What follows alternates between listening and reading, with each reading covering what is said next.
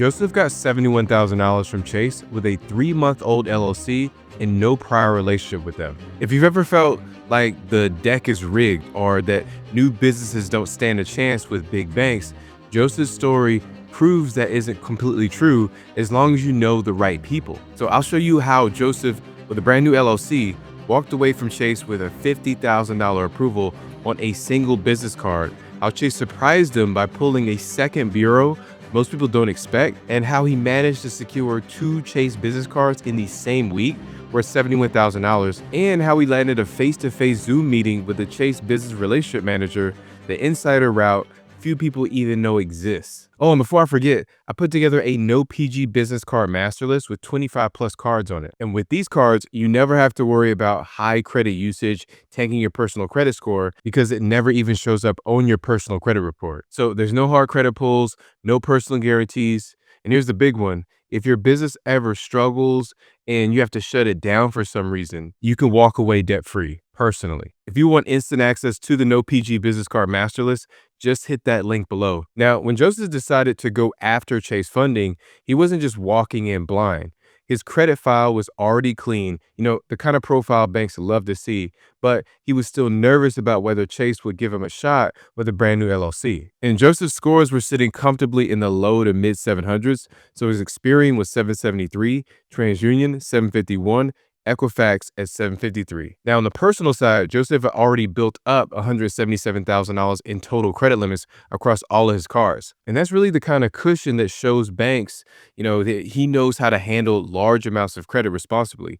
Even better, he was only using 6% of it, about $11,000. Now, low utilization like that is a signal to lenders that this borrower doesn't need us, but we'd be lucky to have him. Now, here's where some people might have, worried a bit.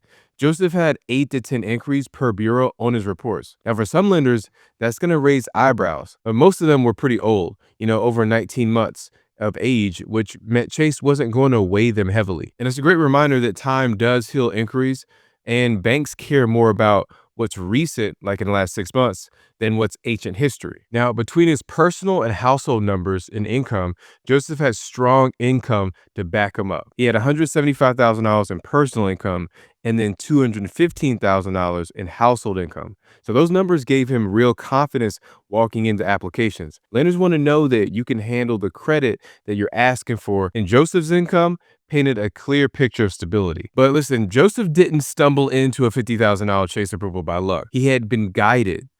He knew his credit was solid, but like many people, he wasn't sure how to approach the banks, what order to apply in, or how to use the right contacts inside the bank to maximize his approvals. That's where a business funding consultant came in. So instead of trying to figure it out all on his own and risking denials or low limits, Joseph partnered with someone who had already walked dozens of people through the exact process. And together, they built a game plan.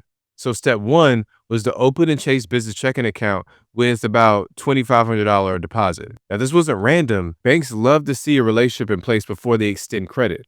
It's called seasoning. And Joseph even waited 2 full weeks after opening the account before applying, and he wanted to give Chase time to see him as a real customer. Then step 2, he applied through his business relationship manager instead of going to, the generic online route. And the BRM acts almost like an advocate inside the bank, presenting, your application in a stronger light. And that's exactly how Joseph was able to land that $50K approval on his very first Chase Inc. card with a pretty much brand new LLC that was only 3 months old. And this consultant didn't just tell him what to do, they helped him sequence everything the right way. And they handled the paperwork and built confidence going into the process. And Joseph let me know it was the difference between feeling like he was rolling the dice online versus knowing he had a proven system working in his favor. Now, when it came time for Joseph to pull that trigger, he didn't just want to rush in online and hit apply. Instead, he followed the exact strategy like we talked about that his consultant had laid out for him. So he waited until he scheduled that Zoom call with a Chase business relationship manager. On paper,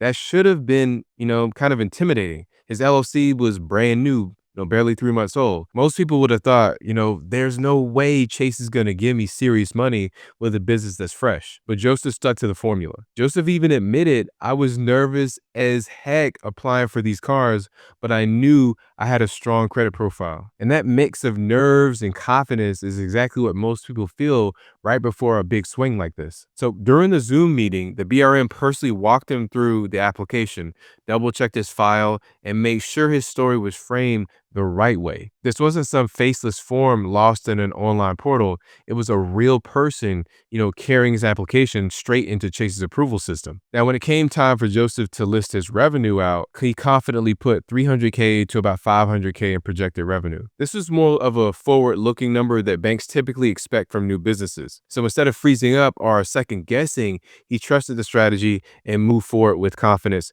when stating that number. And the result was a $50,000 Chase Inc. approval. Now, it didn't come instantly though. That approval took 3 days of review, and Joseph admitted he was nervous the entire time. But when that email finally hit his inbox, it's the kind of win that makes you pace around the room with a smile that you just can't shake. He was now holding one of the largest small business approvals Chase gives out. Now, after Joseph's first 50K approval, his confidence was sky high. And instead of wondering, will Chase even approve me? He was now thinking, what else can I get while I've got this motion? So just 2 days later, Joseph went back to Chase, this time through the regular online application, and applied for another Inc. card. This time, no Zoom call, no waiting for a BRM. He simply filled out the app and hit submit. And within seconds, the screen flashed with the words every business owner dreams of seeing. He was approved, but this time the line came in at $21,000. So not really as jaw-dropping as the first, but still a huge win, especially consider it's stacked on top of the 50K he had just landed. So back-to-back approvals in less than a week. And here's the real kicker. Joseph told me that if he hadn't had that first BRM-led approval under his belt, he probably wouldn't have had the courage to even apply again so quickly. So that first win removed the fear completely. So I really want to talk to you about how to position yourself with a BRM so that they fight for you. Joseph didn't just bump into BRM by chance. He was set up with one through the funding agency that he worked with. But here's what most people don't realize. You can actually do this for yourself. Every major bank has BRMs.